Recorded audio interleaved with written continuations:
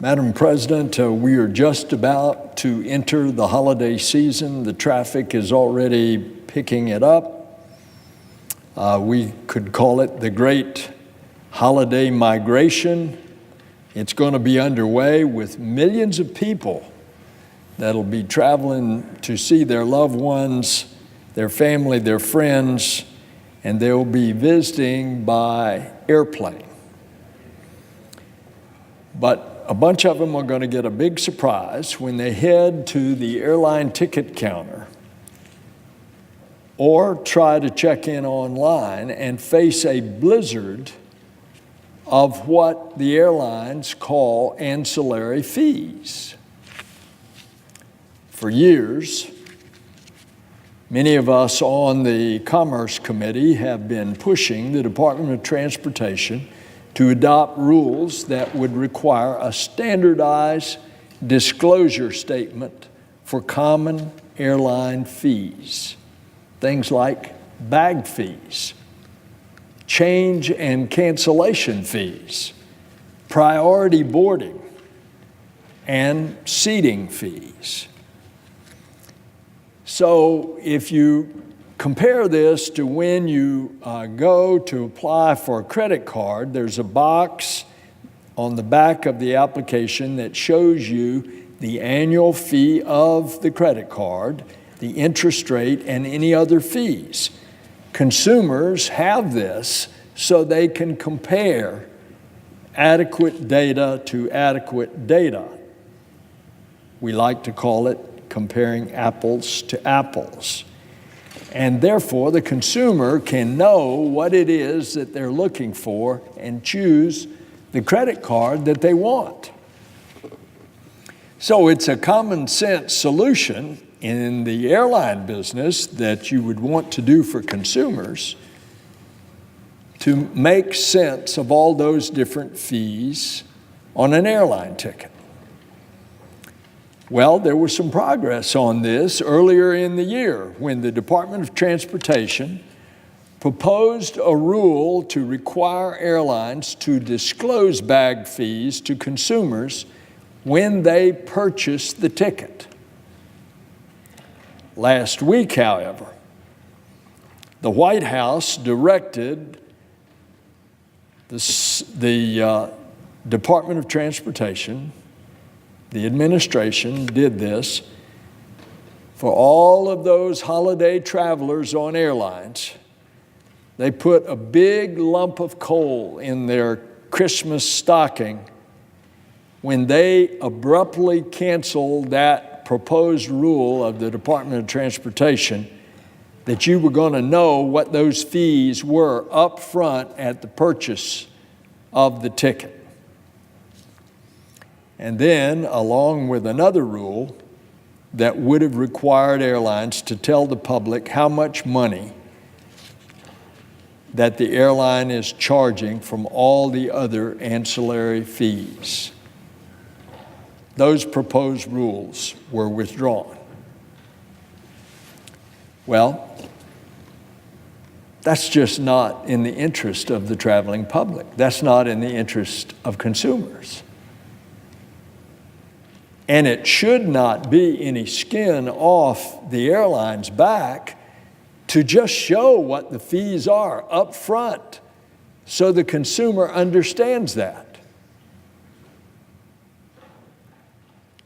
Indeed, a new revenue source for the airlines is to have these additional charges. That's not what this senator is arguing with, as long as those fees are properly and clearly disclosed. So let me give you another example. Last year, on the FAA bill that we passed into law, it required the Department of Transportation to implement two basic rules to protect airline customers. Two very simple rules. The first was that if you've checked a bag and therefore you've returned to the airline a certain amount of money to check that bag, And what happens if your bag doesn't arrive, or if it's delayed beyond a certain number of hours? Shouldn't the airline at least refund that fee that you paid for that bag to be delivered in a timely fashion? Well, it's a pretty simple concept. If you pay $50 for a checked bag, you expect it to arrive with you. And if it doesn't, you should get an automatic refund. That's common sense. But the Department of Transportation hasn't done anything on that, and it's in the law. It's in the law that we passed last year.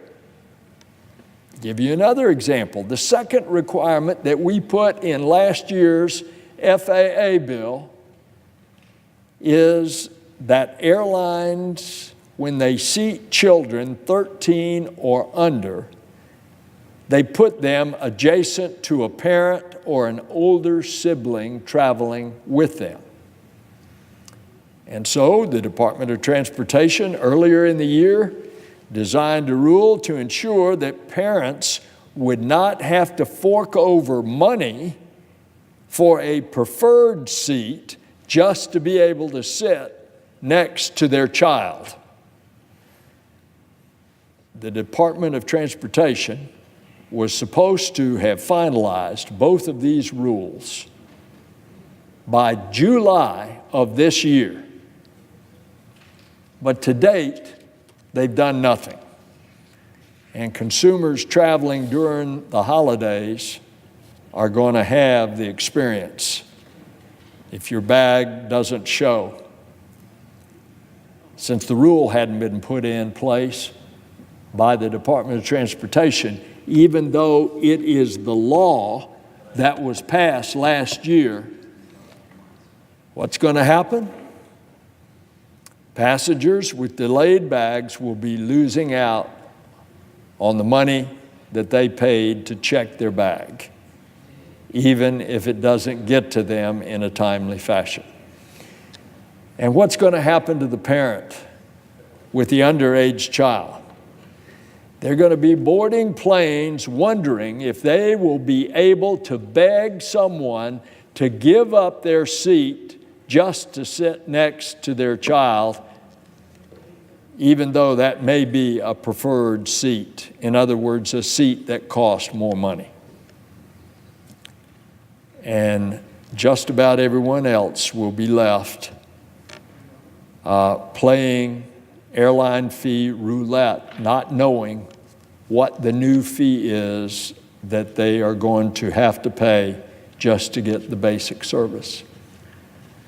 It's so common sense. Why do we have to fight about this? We're not arguing that the airline doesn't have the right to charge the fee. We just want it disclosed to the person that is purchasing that ticket. And it doesn't have to be the way that it is now, because consumers should have a right to know ahead of time what they're paying. And then they can compare options. When an airline charges a fee for a service, if they fail to deliver that service, passengers ought to get their money back. This is called basic fairness. But that's not what we're seeing out there. So, Mr. President, I want to urge the leadership of the Department of Transportation, Secretary Chow and her staff, to really go ahead and implement those two regulations that emanate from the law that we pass, and to do it quickly. And I want to urge the Department of Transportation